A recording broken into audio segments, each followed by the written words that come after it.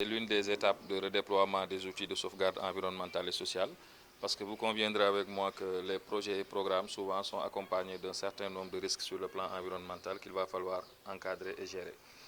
Et vu que le projet a été financé par la Banque mondiale, il fallait également respecter les obligations de cette banque. Et dans le cadre du projet, certaines politiques de la banque ont été déclenchées et des outils ont été élaborés.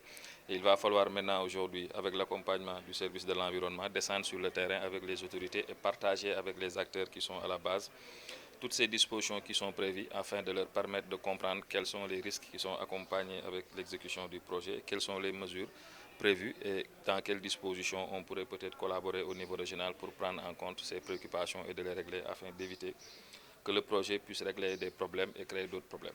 Ce qui concerne le cadre des gestions environnementales et sociales, ce qu'il fallait globalement retenir, c'est que les activités qui seront réalisées doivent obligatoirement passer par la procédure de sélection environnementale et sociale telle que définie par la réglementation nationale. Faire d'abord le screening, maintenant essayer de faire la classification, de voir est-ce que c'est un projet qui demande des études d'impact ou non. Si c'est le cas, on réalise les études d'impact selon la procédure définie par le ministère de l'Environnement. Si ce n'est pas nécessité de le faire, on définit de simples mesures, on exécute et le suivi est réalisé au niveau local avec le comité régional de suivi environnemental et social. Quelles sont les activités de ce projet? Les activités de ce projet, globalement, c'est d'appuyer tout ce qui rentre dans le cadre des composantes du projet. Il y a une composante surveillance, il y a une composante riposte, il y a une composante laboratoire, comme également il y a une composante renforcement de capacité pour former les acteurs de ces ministères qui sont bénéficiaires du projet. Mais également, il y a une composante coordination de projet, c'est tout ce qui est lié aux activités de coordination et de gestion du projet. Le projet est financé à hauteur de 26 millions d'euros. Je crois que c'est équivalent de 17 milliards. Voilà, donc je pense que globalement le projet c'est sur crédit. Donc tout ça qui a été positionné, c'est un crédit que l'État peut prendre au niveau de la banque, exécuter et rembourser. Le projet a accompagné ses acteurs en termes d'équipement, de matériel roulant. Vous conviendrez avec moi que récemment, les ministères clés ont reçu des lots de motos. Les véhicules sont en cours et peut-être il y a d'autres investissements qui sont prévus, des matériels de laboratoire.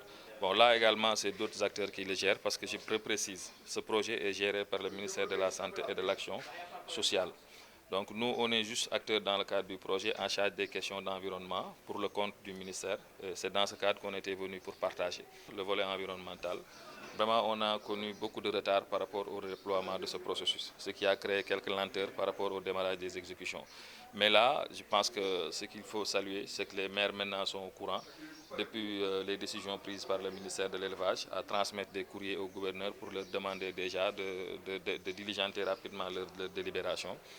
Et vu ces contraintes également, donc je pense que des stratégies ont été mises en place, telles que la tenue de cet atelier, pour mieux informer et imprégner ces acteurs communautaires dans le cadre de leurs obligations pour faciliter un peu le déploiement des actions prévues dans le cadre du projet.